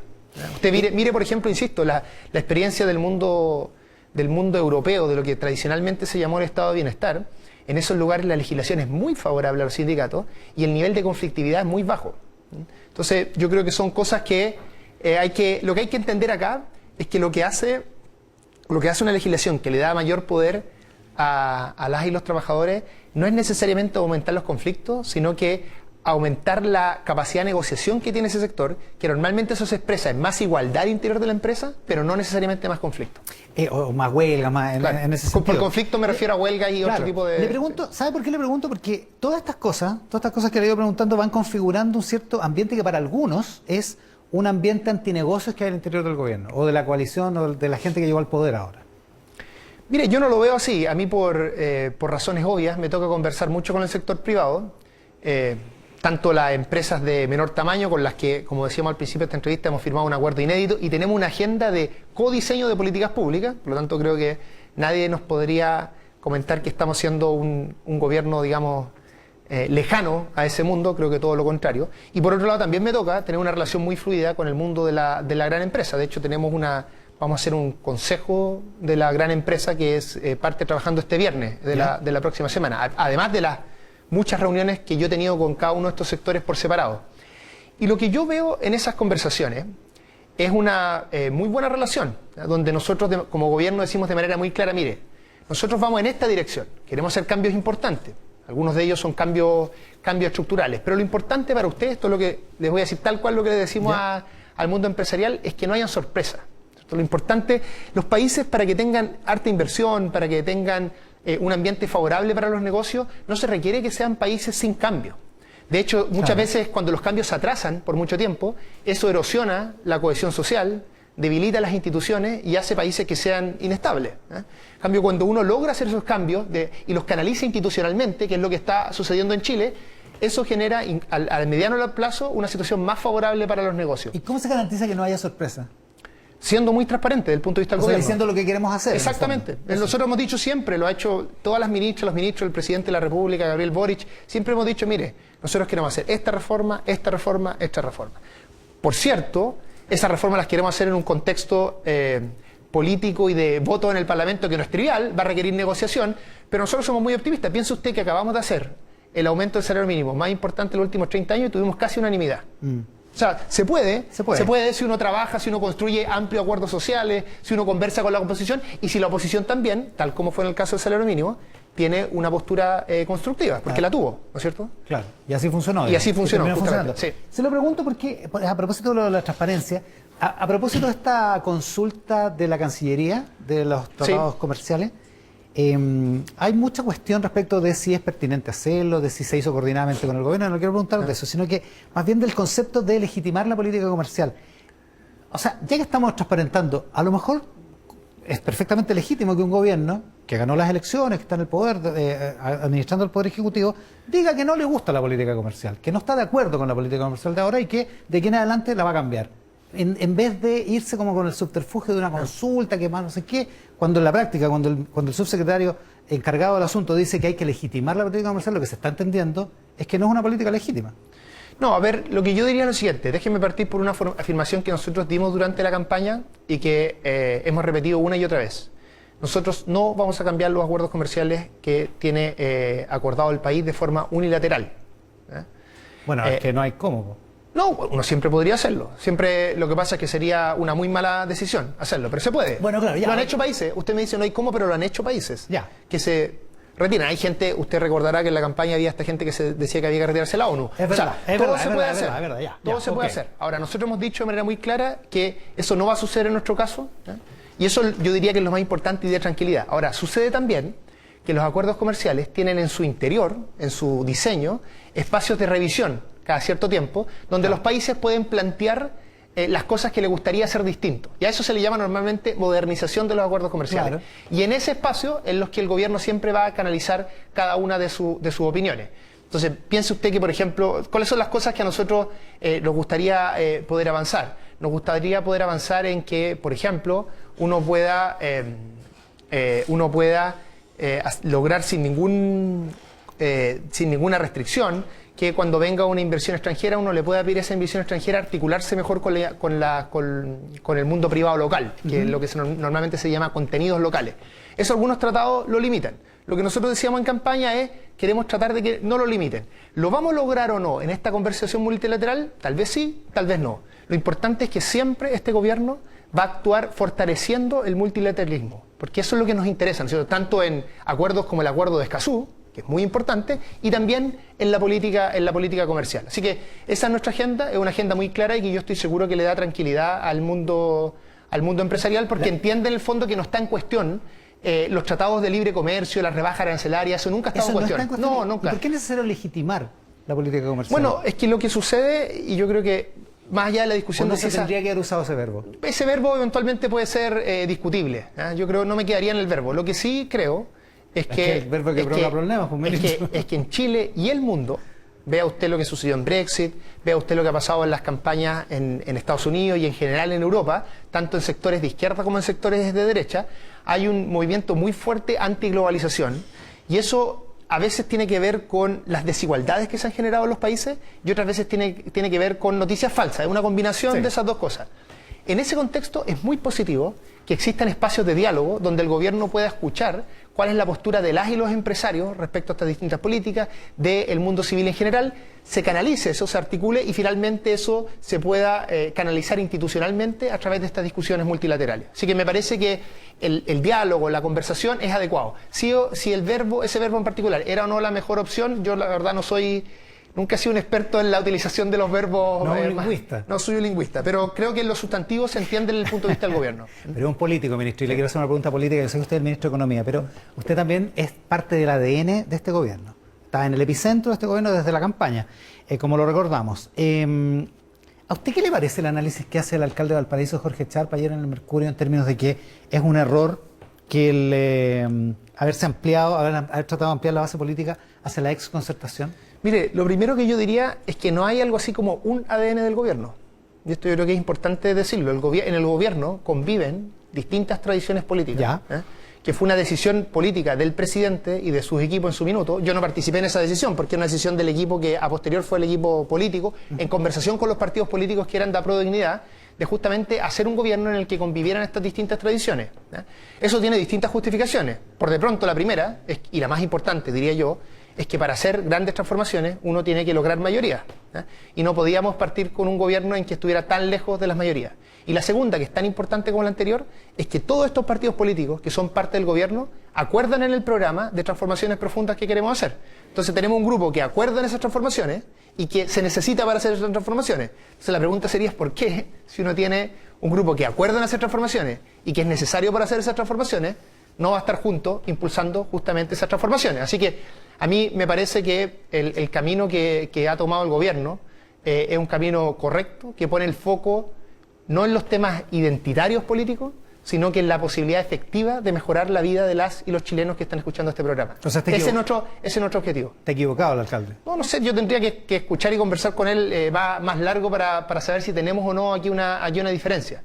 Pero el centro del gobierno es transformar la realidad, ¿cierto? Lograr mejoras en la vida de las personas, en muchos ámbitos complejos, la agenda ecológica. Nosotros necesitamos hacer una transformación productiva del país, porque tenemos la crisis climática y tenemos 10 años de estancamiento de productividad. 10 años. O sea, necesitamos hacer cosas distintas, necesitamos hacer grandes acuerdos públicos privados, necesitamos construir una visión común que nos permita plantearnos a un desarrollo que, junto con aumentar la productividad, se haga cargo de los compromisos del Estado de Chile en cuanto a la carbono neutralidad de aquí al 2050.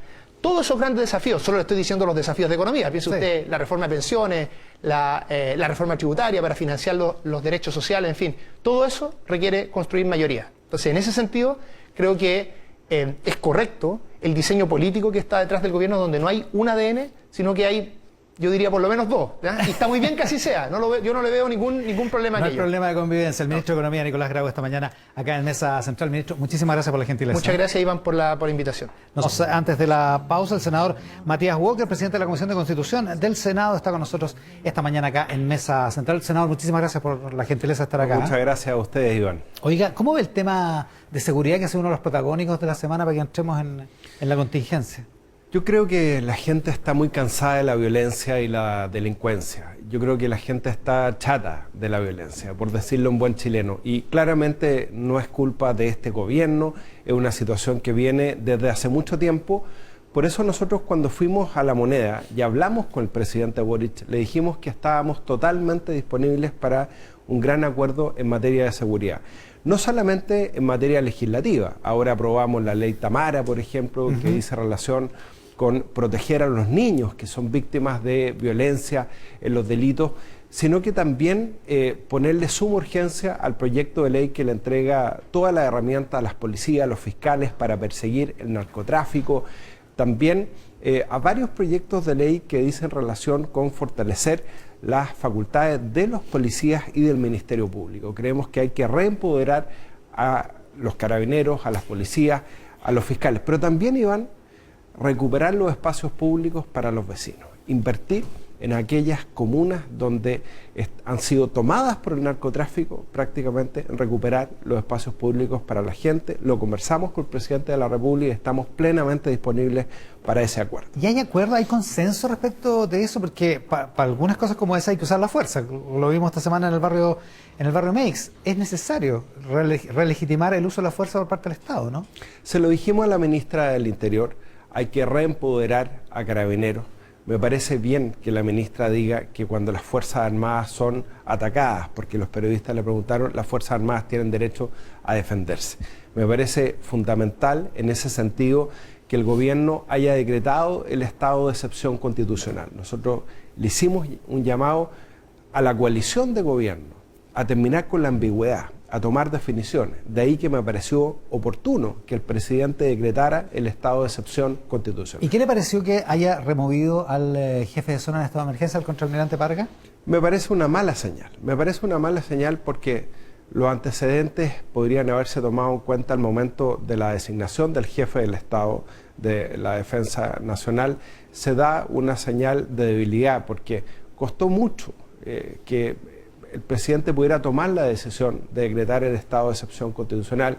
Entre paréntesis, el presidente Piñera lo decretó recién en el año 2021, para ser justos. Por eso yo valoro mucho la decisión del presidente de la República, porque estaba más muy tensionado por su propia coalición.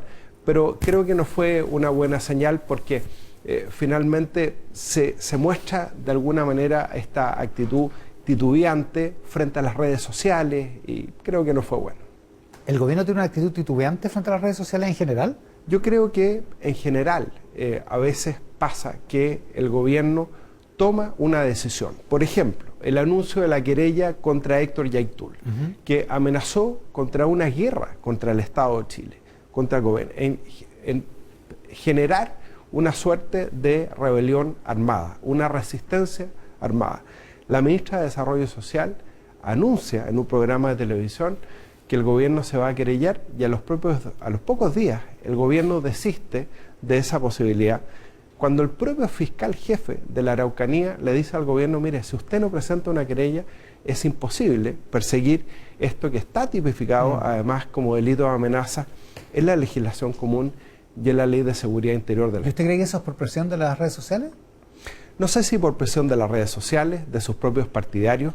Por eso me pareció bien que el presidente tomara la decisión de decretar el estado de emergencia pese a las presiones de sus propios parlamentarios. Esta ambigüedad, perdón Iván, la vemos también el día de hoy. El presidente del Partido Comunista, Guillermo Tellier, señala que los presos de la revuelta, entre comillas, son presos políticos. Cuando la una vocera entrevista en de el Mercurio gobierno, de hoy. Camila Vallejo, de su propio partido, había dicho en forma clara y categórica que en Chile no hay presos políticos, que en Chile no hay presos de conciencia. Ya. Oiga, otro de los temas de la semana. ¿Qué va a pasar con el Senado y en rigor con los senadores que están empezando su periodo de 8 años? Usted entre otros, digamos. Cuando empieza a regir el nuevo Poder Legislativo, si es que la Constitución se aprueba el 4 de septiembre. ¿Qué le parece a usted esa controversia y la idea que subyace en el debate de las normas transitorias de que contando 4 años desde este año, debería terminarse esa transición y por lo tanto los senadores como usted quedarían ahí en medio de una especie de limbo? Nosotros estamos defendiendo un principio. Ese principio, Iván, es que las regiones tienen que estar bien representadas por representantes que tengan todas las facultades. Creemos que este intento de crear una Cámara de las Regiones con menos facultades que las que actualmente tiene el Senado termina debilitando la representación de las regiones. Lo dijo el presidente del Senado, obviamente aspiramos a que se respete el mandato popular. No se trata de defender un cargo, se trata de defender un mandato ciudadano que nosotros acabamos de recibir. Porque ¿Eso en además concreto significaría que la Cámara Territorial, si es que se aprueba la Constitución, la Cámara Territorial debería entrar en vigencia en el año 8? Lo que planteó el presidente del Senado a nombre de la institución es que tiene que respetarse el mandato bajo el cual fueron electos todos los senadores y senadoras. Porque además es complicado, Iván, es que es re complicado. Yo voy a explicar la razón también. Que después de una elección donde Apruebo Dignidad sacó solo 5 senadores, los convencionales de Apruebo Dignidad quieran eliminar el Senado. Porque yo me pregunto, ¿qué pasa si Apruebo Dignidad hoy día tuviera la mayoría de los senadores? ¿Quisieran eliminar el Senado?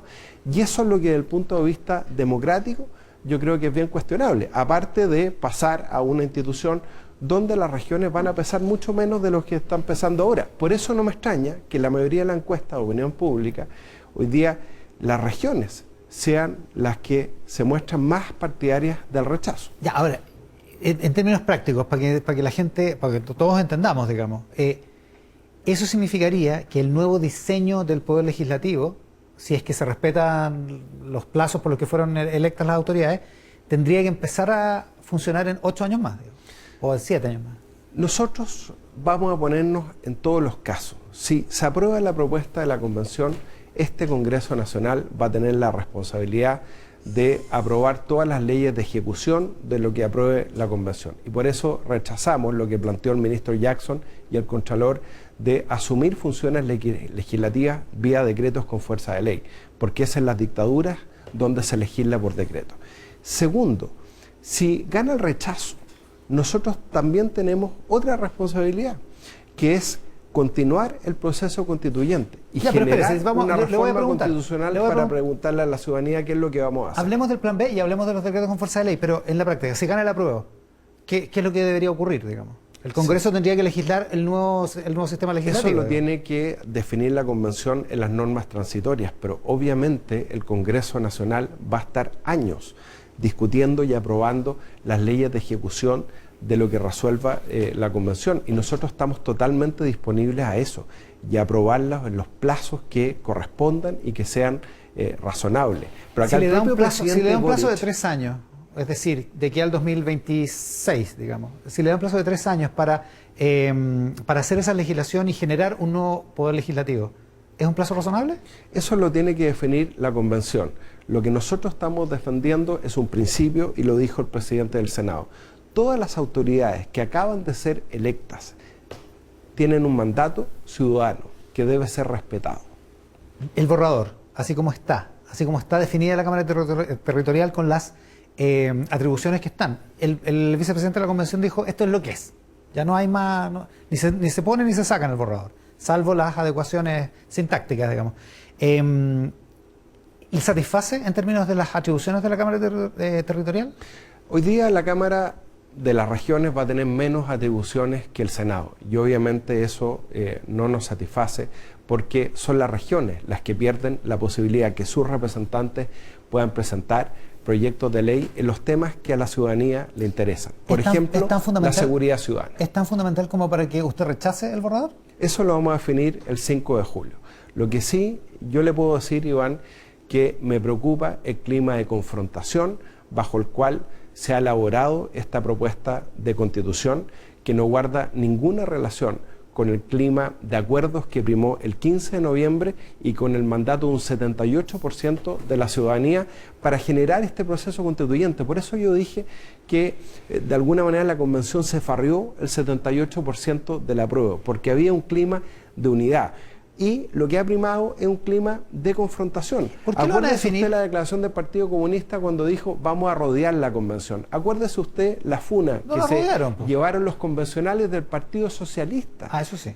Cuando votaron en contra una propuesta que desde el punto de vista jurídico no le hacía sentido a ¿Por nada. qué van a esperar al 5 de julio si el texto ya es lo que es, digamos? Porque la esperanza es lo último que se pierde en la vida. ¿Pero usted cree, Y usted cree que realmente hay espacio para cambio? bueno, lo que pasa es que convocaron a un grupo de especialistas, lamentablemente al final.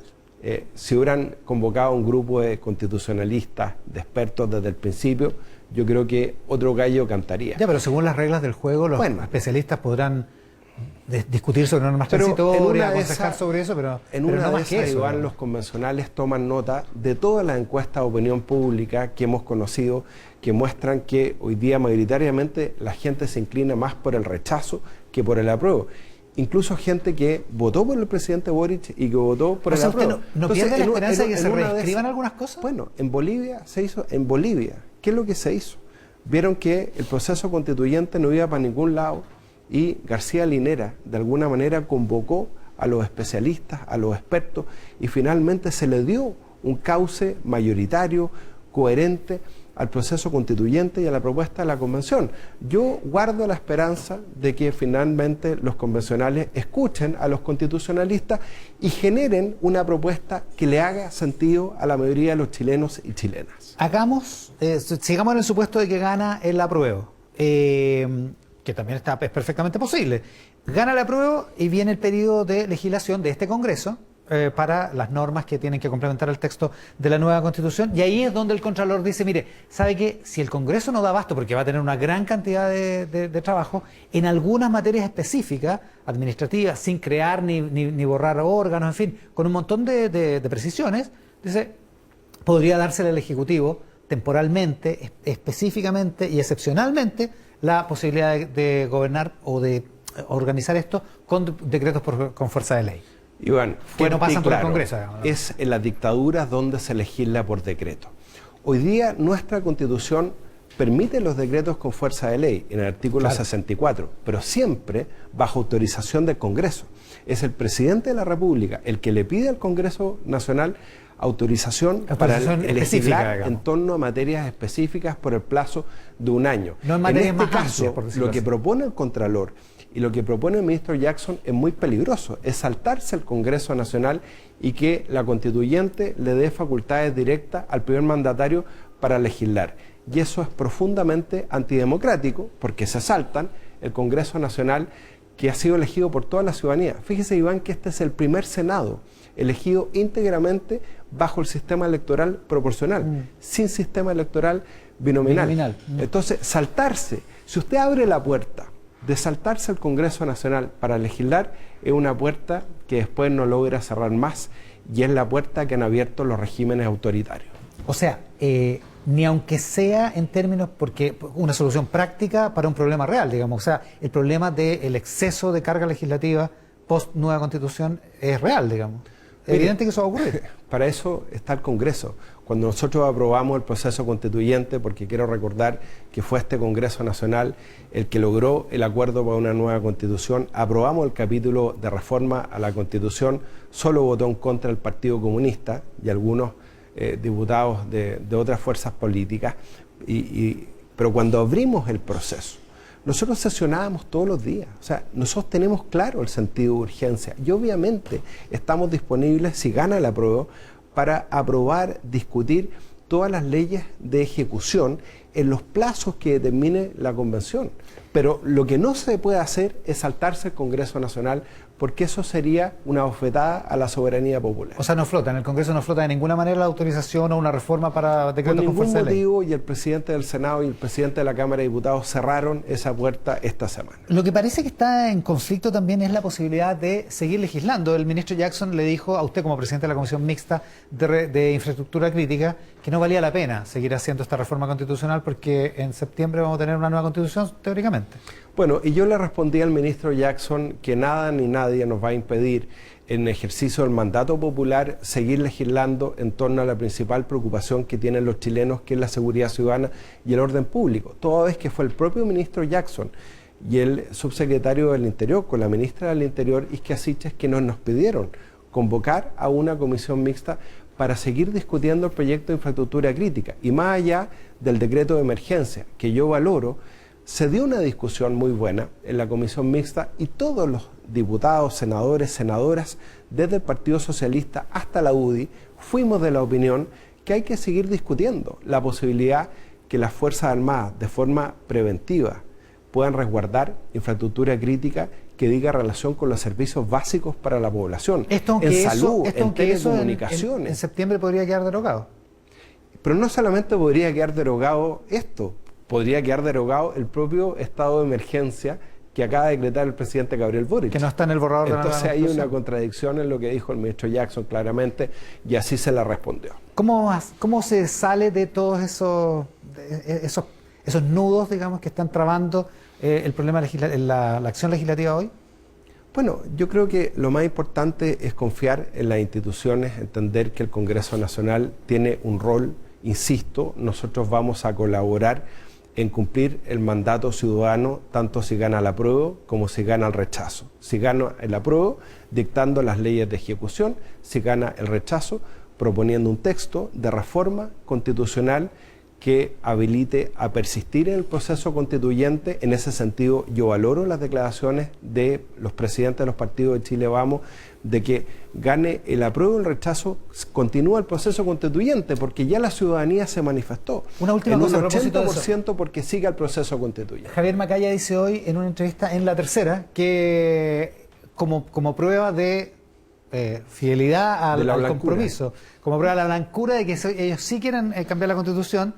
Hay que decir que hay gente que desconfía de la UDI porque fueron bien refractarios. En su momento dice, los quórums de 2/3 reduzcámoslo mañana a 4/7 o lo que se acuerde. Me parece bien esa disposición, porque claro, mucha gente va a tener desconfianza a esta pretensión de la UDI de continuar con el proceso constituyente. Bueno, que le pongan la firma y que presenten el proyecto de reforma constitucional. ¿Usted lo apoyaría?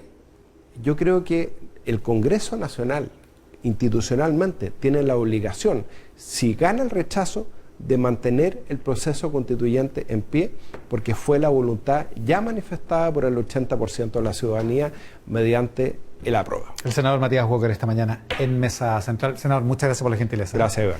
La pausa y estamos de vuelta con más. En Mesa Central conversamos con el líder de los amarillos, que Marquen, que está acá en el programa, en el estudio. Cristian, muchísimas gracias por la gentileza de estar con nosotros. Encantado de estar acá, por supuesto. Tienen anunciado una conferencia de prensa para más rato para declararse en alerta roja. ¿Qué significa eso?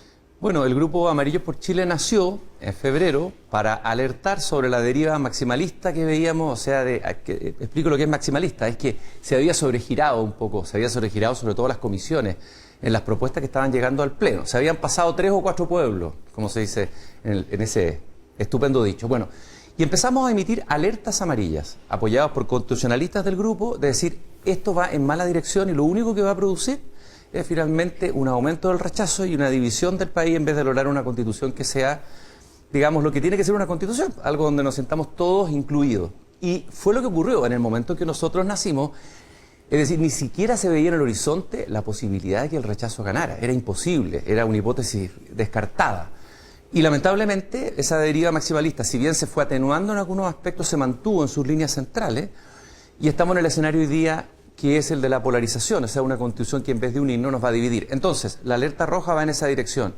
Seguimos, a pesar de todo, seguimos manteniendo la última esperanza, este es como el último cartucho, de decir, tal vez en este proceso último que queda, aunque se dice que el Comité de Armonización solamente va a corregir temas sintácticos o de coma, sin embargo, la convención mismo, el Pleno, es soberano.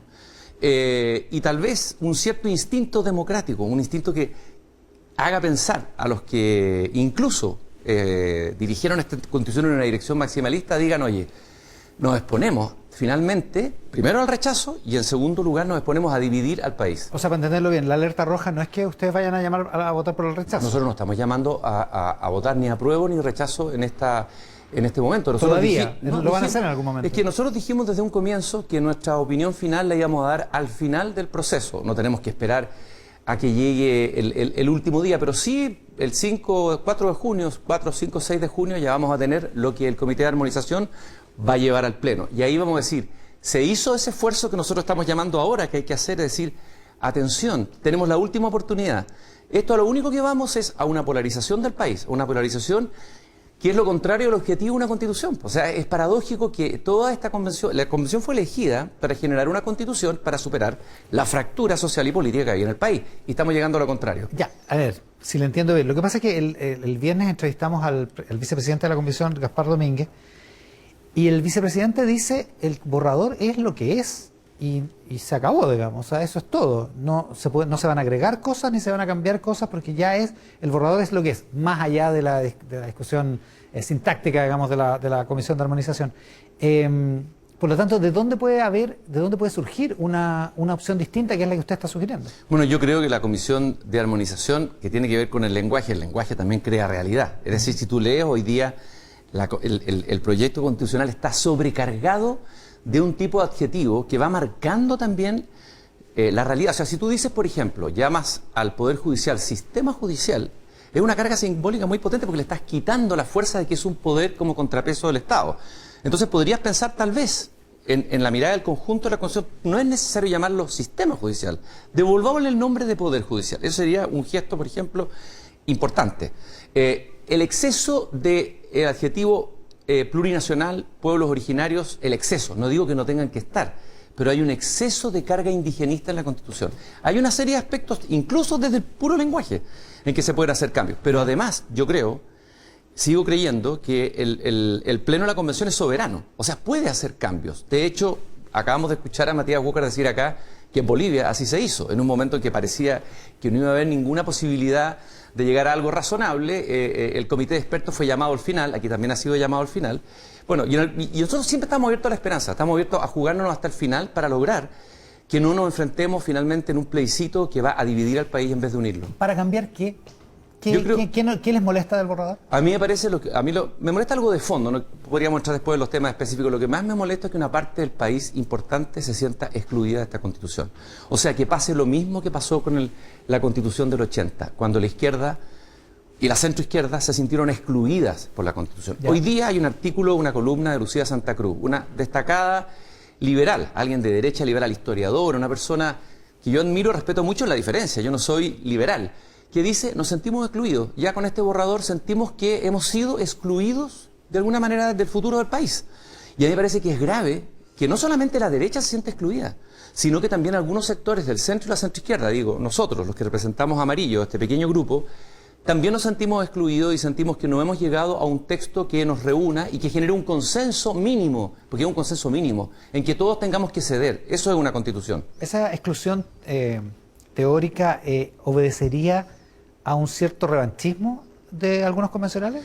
¿De los convencionales que ejercieron su mayoría? A mí personalmente el sentimiento de la revancha y el resentimiento, yo fui militante izquierda, vengo de la izquierda y conozco mucha gente de la izquierda que ha sufrido violación a los derechos humanos, que fue exiliada en nuestro mismo grupo. Hay gente que ha sido torturada, gente que fueron socialistas, militantes socialistas, etcétera, pero que hicieron un trabajo de superar el resentimiento y la revancha. Creo que lo peor que uno puede hacer es hacer lo mismo que hicieron contigo, pero de otra manera y de otro signo. Yo no creo que todos los convencionales tengan un espíritu revanchista, hay que ser justo en eso, pero me parece que se huele o se respira la sensación de que aquí nos vamos a llevar la pelota para la casa, vamos a hacer lo que nosotros queramos, vamos a imponer nuestras agendas, por ejemplo las agendas identitarias que son legítimas, pero no son la agenda de todo el país.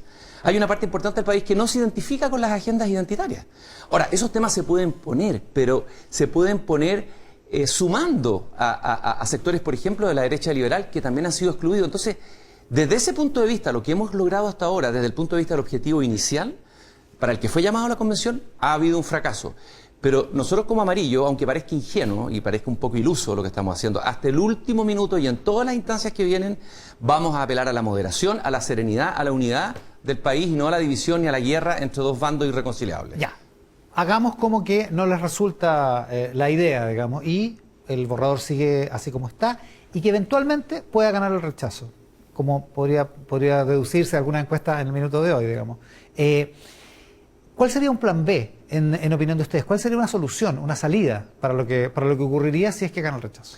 A ver, yo creo que este país se ha caracterizado en su historia por encontrar siempre salidas, incluso originales, en momentos de crisis. El ejemplo más grande es en medio de las protestas y el estallido social, en medio de la violencia, que el país estaba ardiendo por los cuatro costados, se genera este inesperado acuerdo transversal en que firmó desde el presidente Boric, que entonces era militante del Frente Amplio, hasta la UDI firmaron ese documento, nos acordamos de esa foto. En la época de la dictadura se llegó a un acuerdo para una transición pacífica que podría haber sido un baño de sangre y una guerra civil en el país. Entonces el país tiene, de alguna manera, una cultura institucional en su inconsciente, en su historia, que nos ha salvado de llegar muchas veces al abismo. Y cuando hemos perdido eso, ese sentido común, hemos llegado al abismo, a la división, el golpe de Estado, etcétera, etcétera, etcétera. Por lo tanto, yo creo que vías institucionales hay. El Congreso tiene potestad constitucional, se puede llamar un comité de expertos. Hay muchas salidas y muchas alternativas. No es que no haya ninguna alternativa. Preferida, digamos. ¿Ah? No tienen una preferida. No hemos estudiado eso. Lo que estamos nosotros, a ver, vuelvo a insistir, puede ser esto. Yo sé que puede sonar ingenuo. La gente nos dice, no, pero defínanse, digan esto, o apruebo o rechazo. Gente de nuestro propio grupo, porque en nuestro grupo hay gente de izquierda y centroizquierda, digamos, democrático. Nosotros creemos que ese no es el escenario todavía. Nosotros vamos a poner todo siempre para que logremos lo más acercarnos posible a una constitución que sea de todos y todas, siempre. Déjeme devolverme a una cosa porque nos desviamos. O sea, yo me desvié en la pregunta. Usted decía, no me gusta una cosa de fondo y hay algunas cosas específicas que no me gustan o que me gustaría... Por ejemplo, a ver, el Estado plurinacional. Pueden haber posturas distintas y legítimas las dos. O sea, puede haber... Yo he escuchado a gente que dice que es bueno para el país para solucionar el tema de la Araucanía y la violencia, finalmente reconocer a los pueblos originarios como naciones. Pero hay otras personas, tanto expertos como miembros del mundo político, que dicen el Estado plurinacional, en vez de solucionar el tema de la Araucanía, lo va a agravar. Ese es un tema en discusión.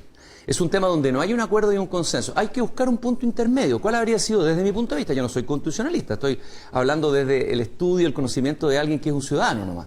Yo habría colocado Chile Estado pluricultural. Eso habría generado un consenso. La derecha más liberal habría estado dispuesta a firmarla. Creo que la mayoría de los chilenos estaríamos de acuerdo con eso. O sea, reconocimiento a los pueblos originarios, pero no pasarnos una línea hacia un Estado plurinacional que se parece más a estados como Bolivia y Ecuador, que sí tienen un 60 o 40% de su población indígena, y nosotros que tenemos un 12%. Entonces, y así uno empieza a buscar en cada uno el sistema político. El sistema político optó por una especie de engendro un poco raro, porque no existe en ninguna parte del mundo, es un experimento. Un presidencialismo atenuado con un bicameralismo, me cuesta el adjetivo. Sí, las palabras no son fáciles. Asimétrico. Eso, sí. Ya el nombre suena que está forzado. Y que aquí, más que una claridad en el sistema político, es porque se llegó a través de un acuerdo a esto dentro de la convención. Eso no existe en ninguna parte del mundo y no tiene que ver con nuestra realidad y con nuestra historia. Y la mitad del país piensa que eso es malo, que quiere el Senado, una parte importante que es la derecha, por lo menos. Entonces, busquemos un punto medio. Vamos en la dirección de las transformaciones, la dirección de las reformas, que es lo que el país quiere, pero no nos pasemos para la punta, no nos sobregiremos. Y el problema aquí es que la convención se sobregiró, esa es la verdad. A lo mejor con buenas intenciones, muchos lo hicieron con buena intención, pero se sobregiraron y eso es lo único que va a producir. Lo más probable es que tengamos un plebiscito muy estrecho. Y si gana el apruebo por un margen estrecho, yo creo que eso es una derrota para cualquier constitución que quiere representar a todos los habitantes de un país. Ahora, de todas maneras, hay una mayoría de centroizquierda en el país, una mayoría que se reflejó muy claramente en la segunda vuelta presidencial y en la votación agrupada de la primera vuelta también, independientemente de que el candidato Boric haya llegado en segundo lugar. Espera, Iván. En esa segunda vuelta hay que decir que el candidato que iba en la alternativa frente al candidato de la izquierda era un candidato, digámoslo, de extrema derecha. Es decir, un candidato de extrema derecha en Chile consiguió el 44% de los votos. Eso yo creo que es una señal que la izquierda tiene que tomar en cuenta. O sea, que en Chile no solo existe una derecha, sino que existe un país que está dispuesto a votar por un candidato que está más cerca de una derecha más extrema o más radical, ¿ya?, que por un candidato de izquierda. Entonces, a ver, la mayoría... eso hay que tomarlo como una alerta, dice usted. Totalmente, y además la mayoría son cambiantes. O sea, este país ha demostrado que votaba por Piñera, después votaba por Bachelet. Gente de centro izquierda votó por Piñera o no fue a votar No, por en una supuesto. vuelta y otra. O sea, hay gente que cruza el río, digamos, pero, Sí. pero así en términos largos, si uno mira la historia, hay una mayoría de centro izquierda. Sí, pero que es lo que hace pensar que el rechazo tampoco es que tenga el triunfo ganado. yo no he digamos. dicho eso y ni siquiera me he puesto en ese escenario. Ya. Pero te quiero decir que esta Constitución no es de centro izquierda. Esta Constitución tiene un tinte de izquierda radical. Un tinte más de izquierda radical que de centro izquierda. ¿Por qué? ¿En qué se nota? Bueno, todo lo que yo acabo de decir. Es decir, la izquierda democrática en Chile tiene una tradición, por lo menos desde la transición en adelante, de buscar acuerdos transversales. Y los grandes cambios que se han hecho han sido fruto de acuerdos transversales. Y aquí por primera vez hay una izquierda que primero toma muchas banderas identitarias, demasiadas, encuentro yo. Hay algunas que son interesantes, pero que uno podría haber dado algunos pasos, pero yo encuentro muy radicalizado. Y le propone al país una constitución más bien experimental en muchos sentidos, una constitución como de vanguardia en ciertos temas, el tema del feminismo, el tema del indigenismo, más que pensando en una constitución que nos reúna a todos. Yo habría hecho una constitución, si hubiera podido yo, habría hecho una constitución más reformista, una constitución que cambiara de este Estado subsidiario a un Estado social de derechos, en eso estamos de acuerdo, pero no pasándonos para la punta en temas que dividían a los chilenos. Ese es el punto central. A principios de junio, cuando termine el trabajo de armonización, ¿van a tomar una decisión ustedes como grupo? Primero vamos a leer, como lo hemos hecho siempre, muy tranquilamente y estudiosamente el texto, eso lo hacemos. Creo que aquí el problema que prima son las emociones hoy día en el debate político chileno más que la razón. Racionalmente me comprometo que Amarillos va a leer el borrador y nos vamos a hacer la pregunta. ¿Este borrador final es bueno para el país o es malo para el país? Esa es la pregunta central. Y creo que hay que desdramatizar cualquiera de las dos opciones. Yo creo que tenemos que todos colaborar para poner paño frío y no acercarnos a una guerra política de polarización extrema. Eso es lo que yo creo que tenemos que lograr. Entonces, tantos los que estén por una opción o por la otra, tienen que decir, ¿son legítimas las dos opciones? El país va a tener que optar, pero no significa que ninguna de las dos signifique ni el caos ni la catástrofe. Yo creo que hay que abandonar toda propensión a campañas del terror y etcétera, etcétera, etcétera. Cristian Barken, portavoz de Amarillos por Chile, esta mañana en Mesa Central. Cristian, muchas gracias por la gentileza. Gracias a ti. Nos vamos a Iván. una pausa con otro de nuestros auspiciadores acá en Mesa.